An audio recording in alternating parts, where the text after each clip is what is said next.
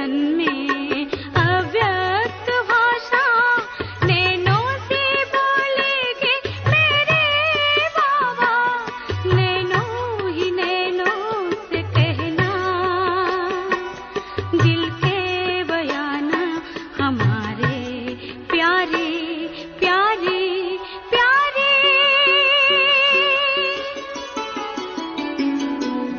देसी वतन में जा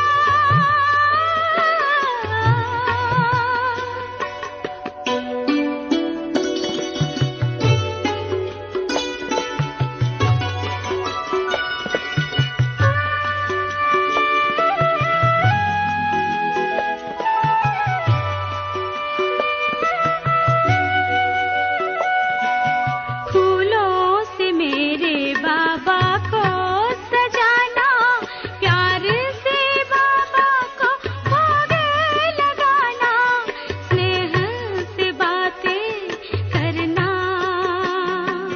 बाबा जो नीचे आ जाए प्यारे प्यारे प्यारे।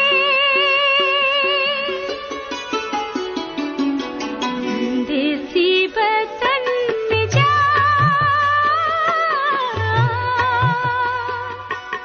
मेरा संदेश ले जा ले जा ले जा।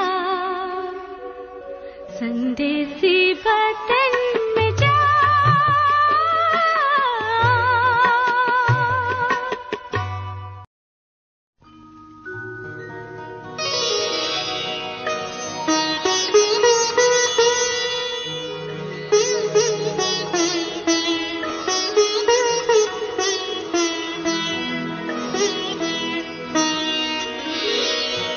तेरी याद का अमृत पीते हैं, तेरी याद का अमृत पीते हैं, तेरी याद में जीते हैं बाबा, तेरी याद में जीते हैं बाबा, तेरी याद का अमृत पीते हैं, तेरी याद का अमृत पीते हैं।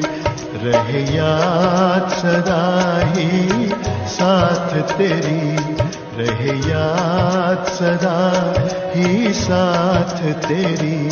बस और न हम कुछ चाहेंगे, बस और न हम कुछ चाहेंगे, तेरी याद का अमृत पीते हैं, तेरी याद का अमृत पीते हैं।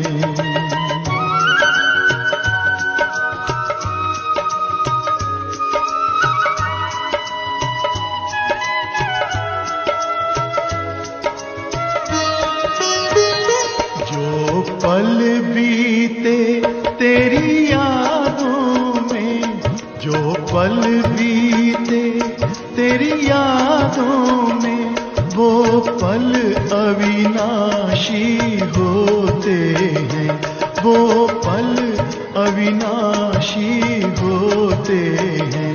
हर पल को सफल बना देंगे, हर पल को सफल बना देंगे, तेरी याद कभी ना छोड़ेंगे, तेरी याद कभी ना छोड़ेंगे।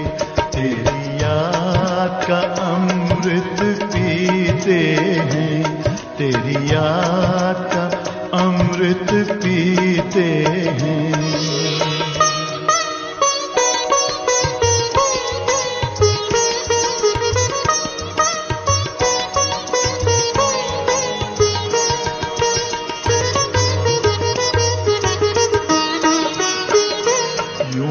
आप रहो संग संग बाबा, यूं ही आप रहो संग संग बाबा, इस दुनिया के सुख पाने क्या, इस दुनिया के सुख पाने क्या, लहराते रहे तेरी याद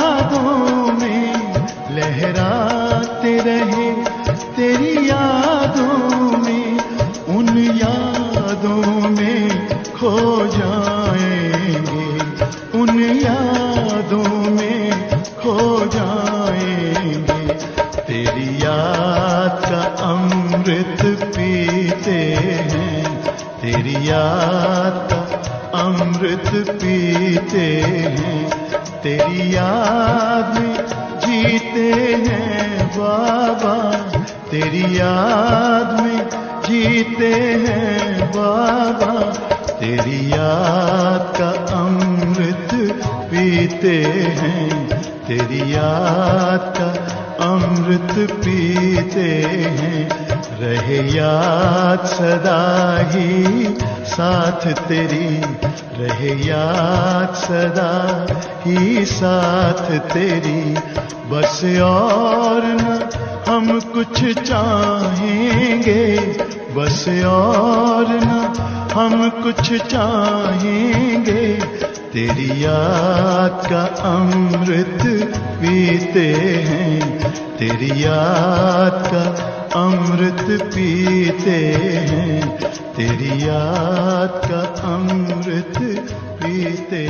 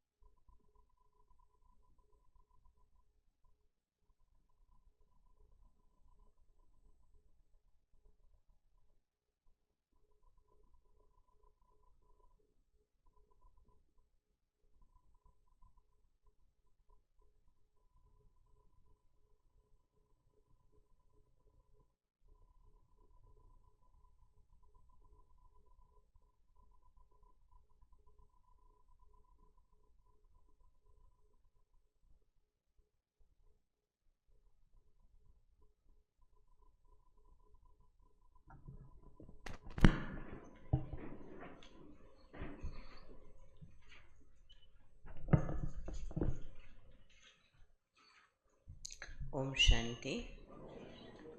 बाबा की 4 तारीख 3 मास की मुरली है। मुख्य रूप से बाबा कहते हैं, मीठे मीठे सर्विसेबल बच्चे, बाबा कहते हैं मीठे मीठे सर्विसेबल बच्चे, ऐसा कोई भी काम नहीं करना जिससे सर्विस में कोई विघ्न पड़े। प्रश्न है, संगम युग पर तुम बच्चों को बिल्कुल एक्यूरेट बनना है। 2-4 दिन से बाबा एक्यूरेट बनने के लिए कहते हैं। एक्यूरेट कौन बन सकते हैं? उत्तर, पहली बात, जो बच्चे बाप के साथ सदा सच्चे रहते हैं, अंदर एक बाहर दूसरा, ऐसा ना हो, अंदर बाहर एक हो।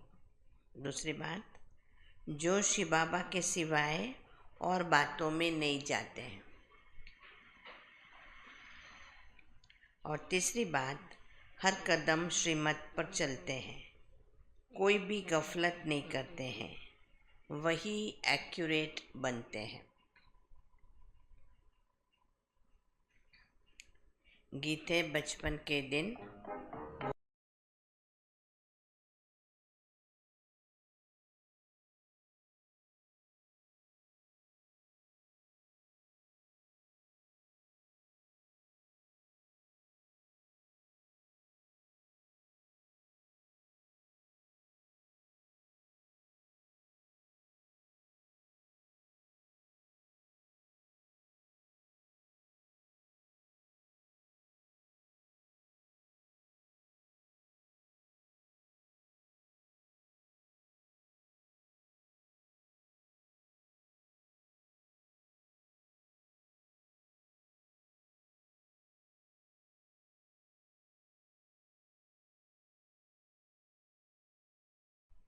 ओम शांति।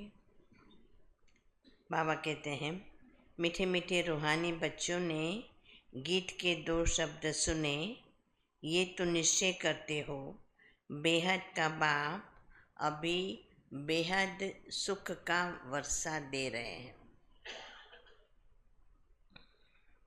ऐसे बाप के हम आके बच्चे बने हैं, तो बाप की श्रीमत पर भी चलना है। नहीं तो क्या होगा?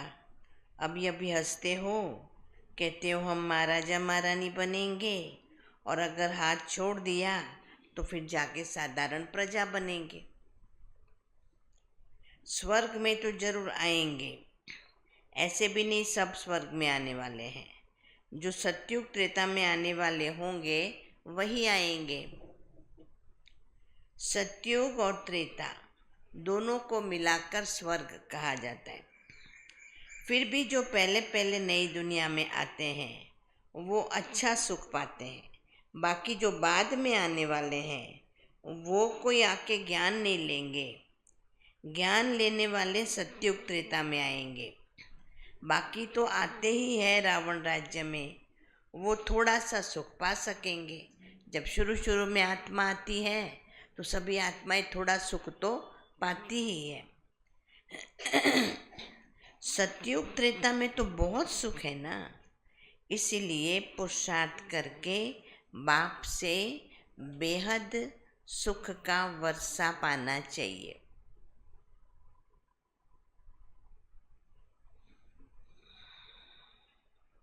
और ये महान खुशखबरी लिखो। कार्ड्स जो छपवाते हैं उसमें भी ये लिखना चाहिए, ऊंच ते ऊंच बेहद के बाप की खुशखबरी। प्रदर्शनी में तुम दिखाते हो नई दुनिया कैसे स्थापन होती है, तो ये क्लियर और बड़े अक्षरों में लिखना चाहिए।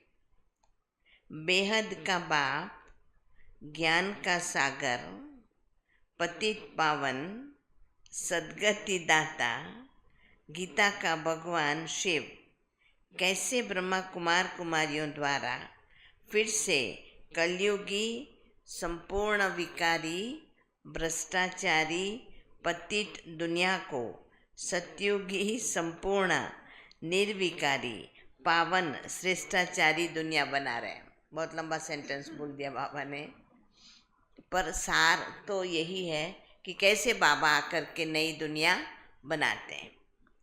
वो खुशखबरी आके सुनो अथवा समझो।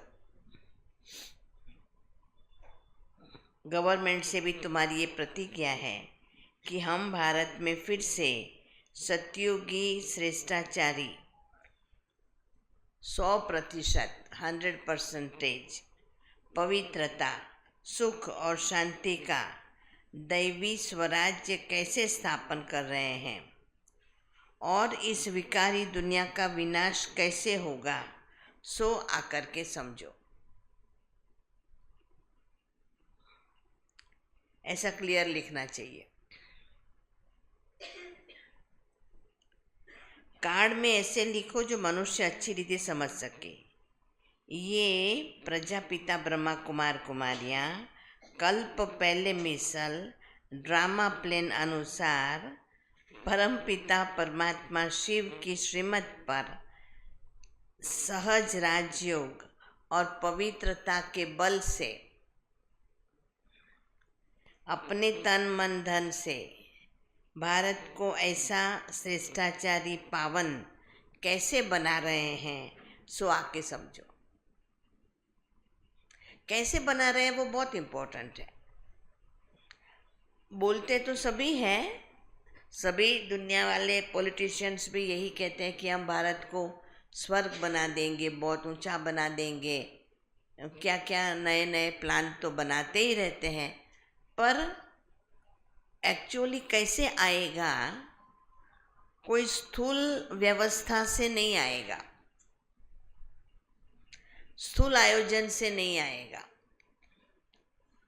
धन कमाने की व्यवस्था कितनी भी करे, बाकी सभी व्यवस्थाएं करे, दुनिया भर से बिजनेस यहाँ ले आए, कुछ भी करे, वो लोग समझते हैं इससे हमारा प्रोग्रेस होगा। दिखाई पड़ता है कि प्रोग्रेस होगा, ऐसा लगता है, पर होगा नहीं। बाबा कहते हैं कि नई दुनिया की स्थापना का आधार शुद्ध पवित्र सात्विक संकल्प है। विचार, शक्तिशाली विचार नई दुनिया लाएगा। उच्च चरित्र नई दुनिया लाएगा, मूल्यनिष्ठ जीवन नई दुनिया लाएगा। नई दुनिया अर्थात सुख शांति वाली दुनिया। और जब सुख शांति वाली दुनिया होगी तो संपन्नता तो ऑटोमेटिकली आएगी ही। उसके लिए कोई अलग पुरुषार्थ नहीं करना पड़ता है। क्लियर करके कार्ड में छपाना चाहिए, जो कोई भी समझ जाए। ये ब्रह्मा कुमार कुमारियाँ शिव बाबा की मत पर राम राज्य स्थापन कर रहे हैं, जो गांधी जी की चाहना थी। अखबार में भी ऐसा फुल निमंत्रण पड़ जाना चाहिए। ये जरूर समझाना है कि प्रजापिता ब्रह्मा कुमार कुमारियाँ अपने तन मन धन से ये कर रहे हैं। तो मनुष्य ऐसा कभी न समझे कि ये कोई भीख अथवा डोनेशन आदि मांगते हैं।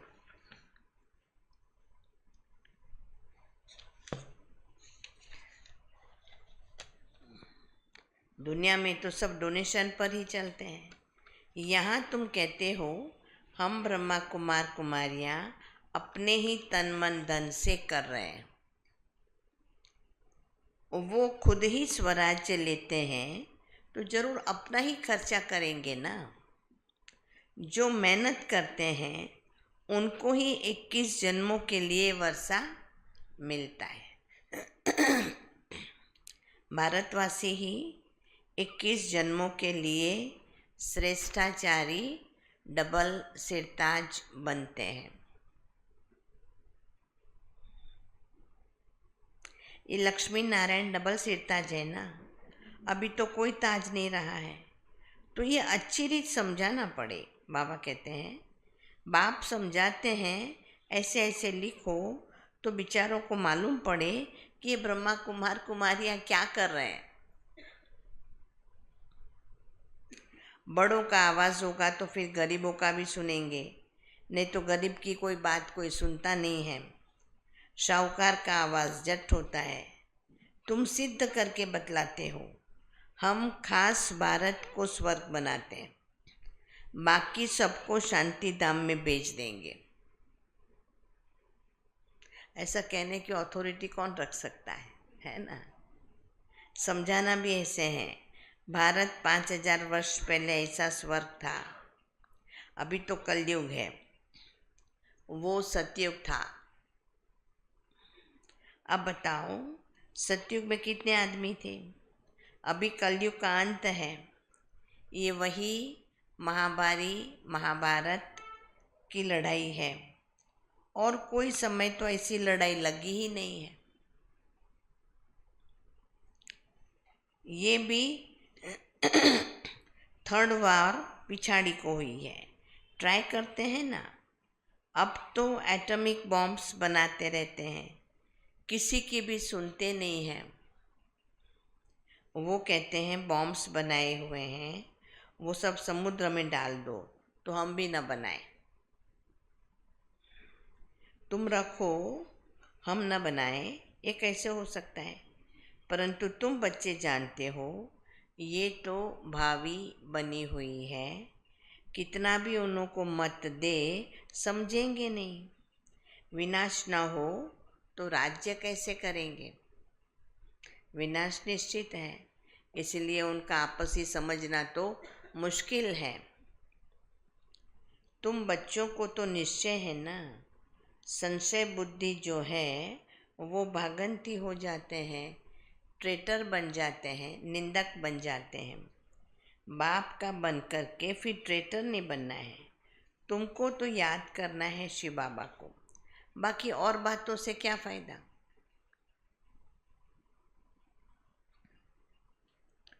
सच्चे बाप के साथ सच्चा बनना है। अंदर एक बाहर में दूसरी रखेंगे तो अपना ही पद भ्रष्ट कर लेंगे, अपना ही नुकसान करेंगे। कल्प कल्पांतर के लिए कभी भी उच्च पद पा नहीं सकेंगे, क्योंकि उसमें उसकी एनर्जी चली जाती है। इसीलिए इस समय बहुत एक्यूरेट बनना है। कोई गफलत नहीं करनी चाहिए। जितना हो सके श्रीमत पर रहना है। निरंतर याद तो पिछाड़ी में रहेगी, सिवाय एक बाप के और कोई की याद न रहे। गाया हुआ भी है अंतकाल जो स्त्री सिमरे, जिसमें मोह होगा तो वो याद आएगा। आगे चल जितना तुम नज़दीक आते जाएंगे, साक्षात्कार होता जाएगा। बाबा हर एक को दिखाएंगे, हर एक को, तुमने ऐसा ऐसा काम किया है। शुरू शुरू में भी तुमने साक्षात्कार किए। सजाएं जो भोगते थे वो बहुत ही चिल्लाते थे। बाबा कहते हैं तुमको दिखलाने के लिए इनकी 100 गुणी सजाएं कटवा दी। तो ऐसा काम नहीं करना है जो बाबा की सर्विस में विघ्न पड़े। पिछाड़ी में भी सब तुमको साक्षात्कार होंगे। ऐसे ऐसे तुमने बाप की सर्विस में विघ्न डाल करके बहुत नुकसान किया है।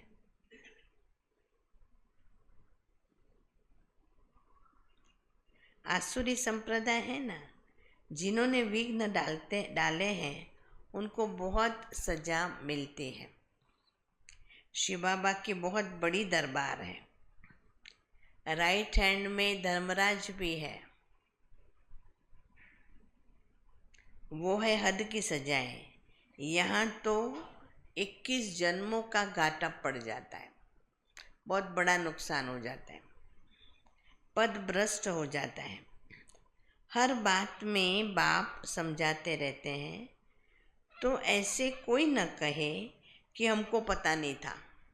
बाबा हर बात विस्तार से समझाते हैं।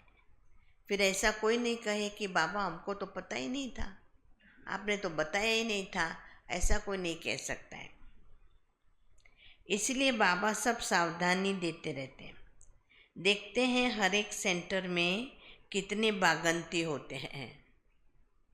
बाबा को सब पता होता है, तो बाबा कहते बाबा देखते हैं, देखते हैं हर एक सेंटर में कितने बागंती होते हैं, तंग करते हैं। कभी कभी तंग करते हैं, कभी कभी बहुत तंग करने, कोई कोई एक्सेप्शनल केस, ज़्यादा नहीं होते, जनरल नहीं होता, पर कभी कभी कोई होता है ऐसा, तो उसका काम ही है तंग करना, परेशान करना, बहनों को परेशान करना, सेंटर में आने वालों को परेशान करना।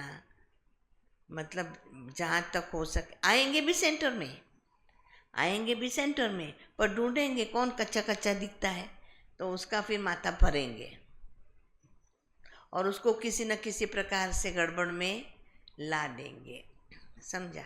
ऐसा कोई कोई कभी कभी होता है, कभी कभी होता है। तंग करते हैं, विकारी बन जाते हैं। स्कूल में तो पूरी रीति पढ़ना चाहिए ना, नहीं तो क्या पढ़ पाएंगे। पद का बहुत फर्क पड़ जाता है। बाबा कहते हैं जैसे यहाँ दुख धाम में कोई प्रेसिडेंट है, कोई शाहूकार है, कोई गरीब है, वैसे वहाँ सुख धाम में भी पद तो नंबरवार होंगे ना।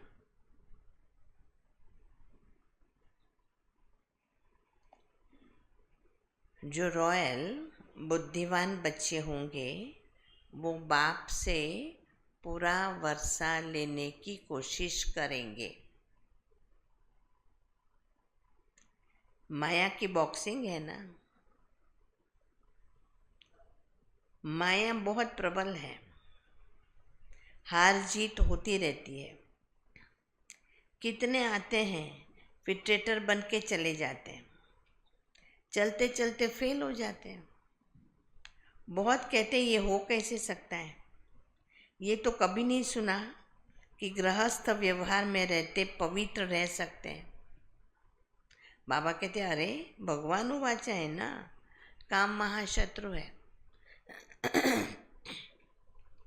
गीता में भी ये अक्षर है ना, तुम जानते हो सतयुग में है दैवी गुणों वाले मनुष्य और कलयुग में है आसुरी अवगुण वाले मनुष्य। आसुरी गुणों वाले दैवी गुणों वालों की महिमा गाते हैं। कितना फर्क है। अभी तुम समझते हो हम क्या थे और क्या बन रहे हैं। यहाँ तुमको सब गुण धारण करने हैं। खान पान आदि भी सतोगुणी खाना है भाई। सभी गुण नियम सिद्धांत को जीवन में लाना है। देखना है देवताओं को क्या खिलाते हैं। श्रीनाथ द्वारे में जाके देखो कितने माल अथवा शुद्ध भोजन बनता है। वहाँ है ही वैष्णव।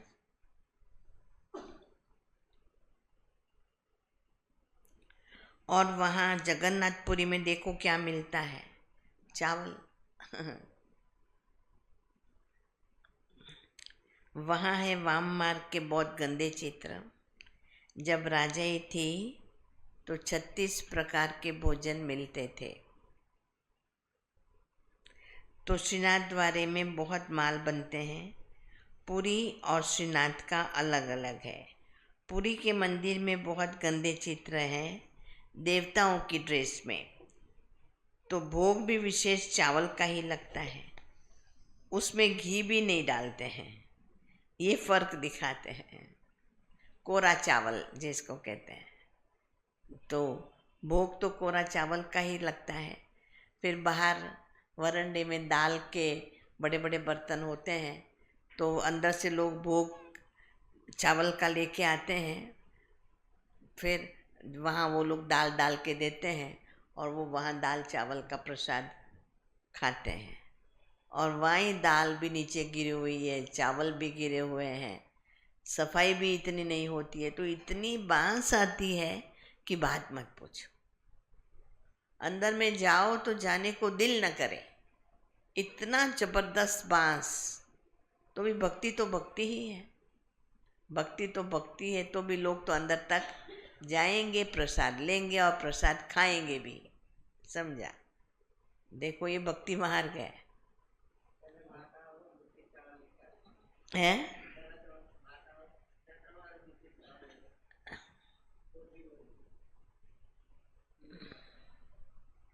ये फर्क दिखाते हैं।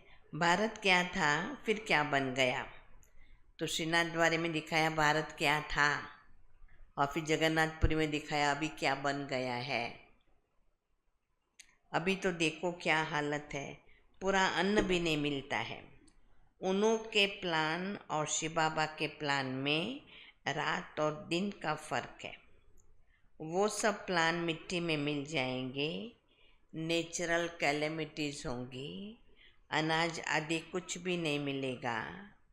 बरसात कहाँ देखो तो बहुत पड़ती है और कहाँ तो बिल्कुल नहीं पड़ती है। कितना नुकसान कर देती है। इस समय तत्व भी तमो प्रधान है, तो बरसात भी उल्टे सुल्टे टाइम पर पड़ती रहती है। कभी कभी एकदम तैयार हो जाता है अनाज और उस समय बरसात पड़ जाती है, तो पूरा अनाज खत्म हो जाता है, वेस्ट हो जाता है। तूफान भी तमो प्रधान। सूर्य की तपत भी ऐसी करेंगे जो बात मत पूछो। सूर्य भी तपत ऐसी करेंगे जो बात मत पूछो। ये नेचुरल कैलेमिटीज भी ड्रामा में नोंद है। उन्हों की है विनाश काले विपरीत बुद्धि, तुम्हारी है बाप के साथ प्रीत बुद्धि। अज्ञान काल में भी सपूत बच्चों पर माँ बाप का प्यार रहता है ना, इसलिए बाबा कहते भी है नंबरवार पुरुषार्थ अनुसार याद प्यार। बाबा का याद प्यार भी कैसे मिलता है? नंबरवार पुरुषार्थ अनुसार। जितना जितना सर्विस करेंगे, खिदमत तो करनी है ना, खिदमत अर्थात सेवा करनी है ना। भारत की खास और दुनिया की आम। भारत को स्वर्ग बनाना है।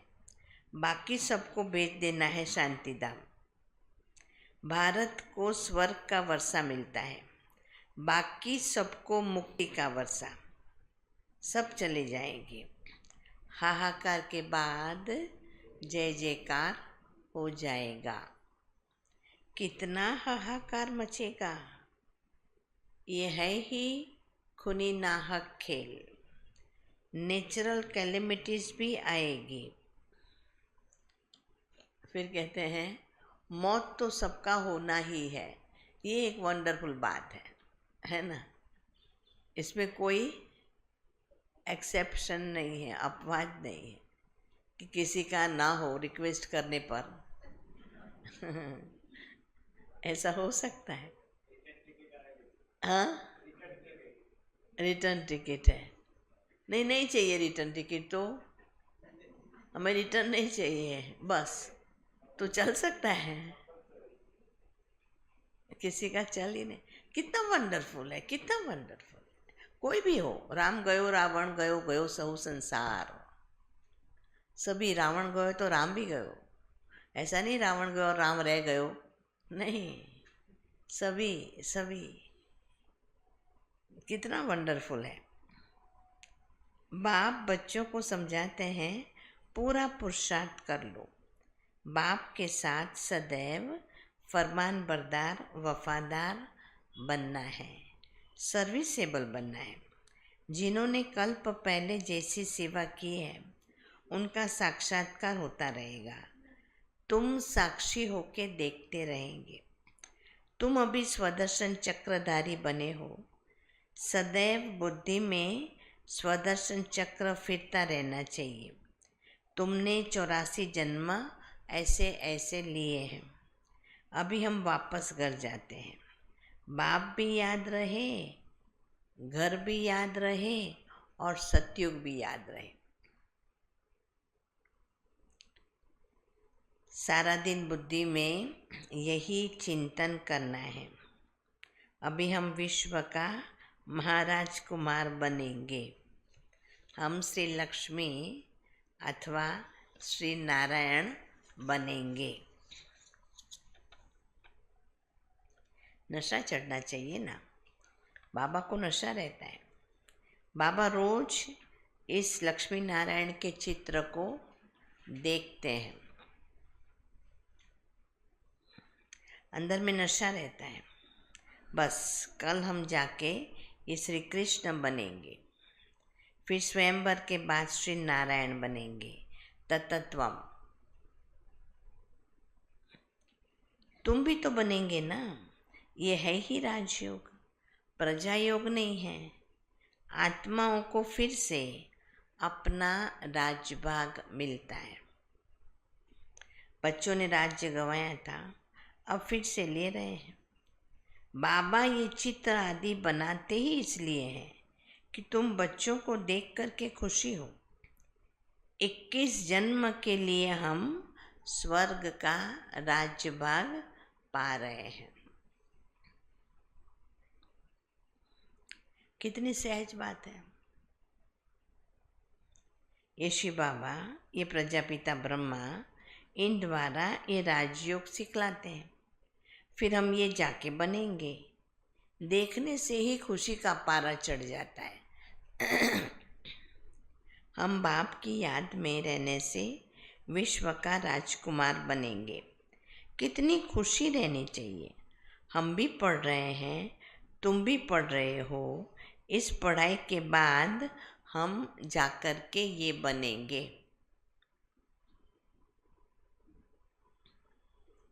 सारा मदार पढ़ाई पर है। जितना पढ़ेंगे उतना कमाई होंगी ना। बाबा ने बताया है कोई कोई सर्जन तो इतने होशियार होते हैं जो लाख रुपया भी एक केस पर कमा लेते हैं। बैरिस्टर में भी ऐसे होता है। कोई तो बहुत कमाते हैं और कोई को तो देखो कोट भी फटा हुआ पड़ा, मतलब इतना कमाई ही नहीं होती है जो कपड़े भी अच्छे पहन सके। ये भी ऐसे हैं। इसलिए बाबा बार बार कहते हैं बच्चे कोई भी गफलत नहीं करो।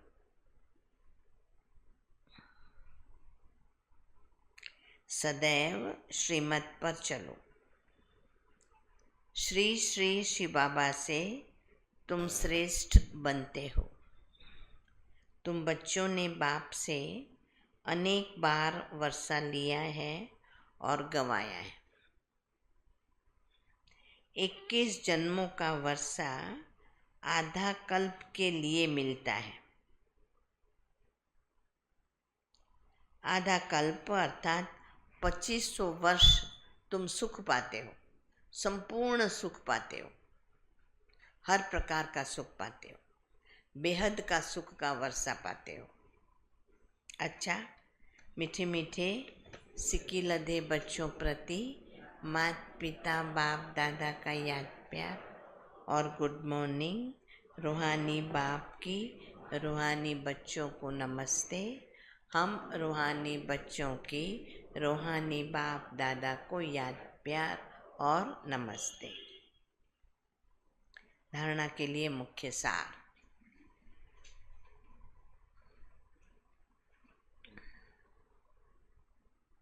पहली बात, अंदर बाहर सच्चा रहना है।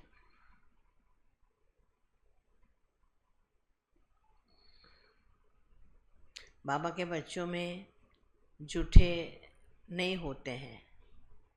लगभग बाबा के बच्चों में झूठ बोलने वाले कोई रेयर होंगे, बाकी लगभग नहीं होते। सभी अंदर बाहर सच्चे होते हैं। बाबा ने पढ़ा के आत्माओं के संस्कार ऐसे बना दिए हैं जो बड़ा स्वाभाविक रूप से बाबा की श्रीमत पर चलते रहते हैं। ये वंडरफुल है ना। पढ़ाई में कभी भी गफलत नहीं करना है। कभी भी संशय बुद्धि बन के पढ़ाई छोड़नी नहीं है।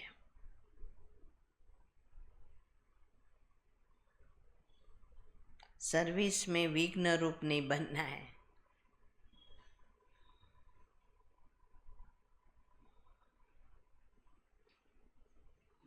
दूसरी बात, सबको यही खुशखबरी सुनाओ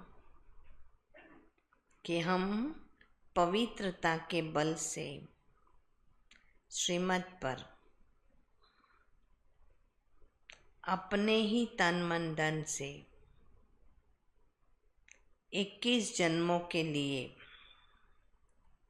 भारत को श्रेष्ठाचारी डबल सिरताज बनाने की सेवा कर रहे हैं।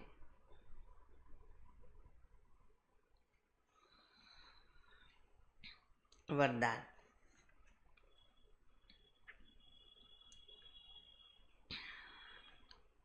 सेकंड में संकल्पों को स्टॉप कर अपने फाउंडेशन को मजबूत कर बनाने वाले पास विथ ऑनर भव।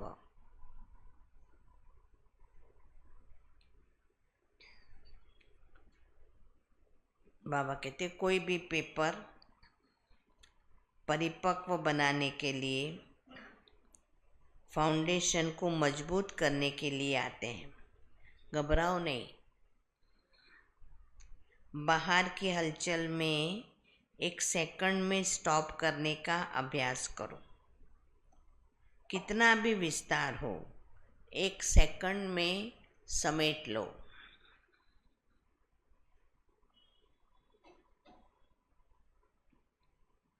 भूख प्यास सर्दी गर्मी सब कुछ होते हुए भी संस्कार प्रकट न हो, समेटने की शक्ति द्वारा स्टॉप लगा दो।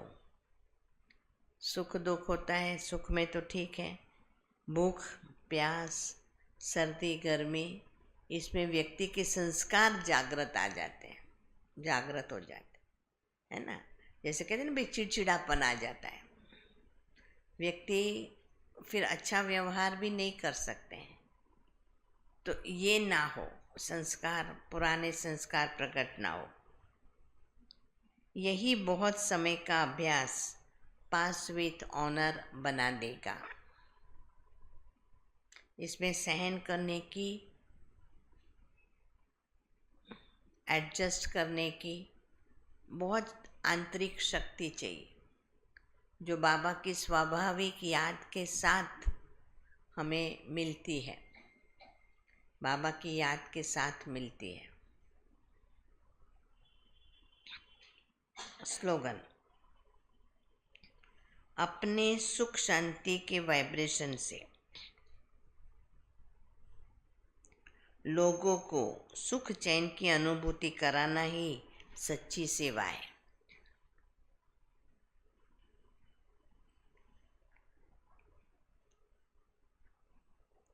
ओम शांति।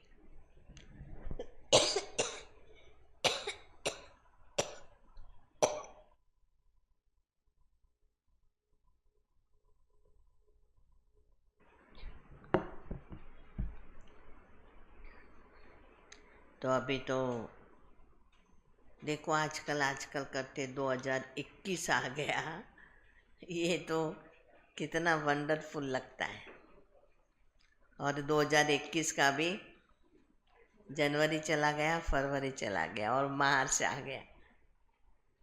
और मार्च आने के साथ साथ अभी आप सबको पता है शिव जयंती भी नज़दीक आ गई है। आज कौन सी तारीख हुई? 4 और 11 को नेक्स्ट गुरुवार शिव जयंती है। नेक्स्ट गुरुवार शिव जयंती है। आप लोगों को लगता होगा कि कोई अनाउंसमेंट नहीं हो रहा है, कोई प्रोग्राम का अनाउंसमेंट नहीं हो रहा है, क्या है? पर सब जगह की इन्फॉर्मेशन के अनुसार पब्लिक प्रोग्राम इस बार बंद रखा है, क्योंकि सभी यही कहते हैं कि एक तो परमिशन नहीं मिल सकती पब्लिक प्रोग्राम की, थोड़ा और ज़्यादा कोरोना बढ़ गया है। और अभी कोरोना का जो स्टाइल है वो भी बदल गया है बहुत, इसलिए लोग डरते भी हैं और गवर्नमेंट भी छुट्टी नहीं देती है। छोटे छोटे गांवों में भी छुट्टी नहीं देते हैं। ये बड़ी वंडरफुल बात है। तो इसलिए बाहर का प्रोग्राम नहीं रखा है, परंतु अपना प्रोग्राम जो है वो रहेगा। अर्थात सुबह में योग रहेगा, बाबा की मुरली क्लास रहेगा, बाबा को भोग लगेगा जैसे हम लगाते हैं, बनाते हैं, माताएं बनाएगी 85 प्रकार के भोग और भोग लगेगा। और बाबा का झंडा लहराया जाएगा और फिर और क्या होगा? प्रतिज्ञा की जाएगी हर साल के माफिक, है ना।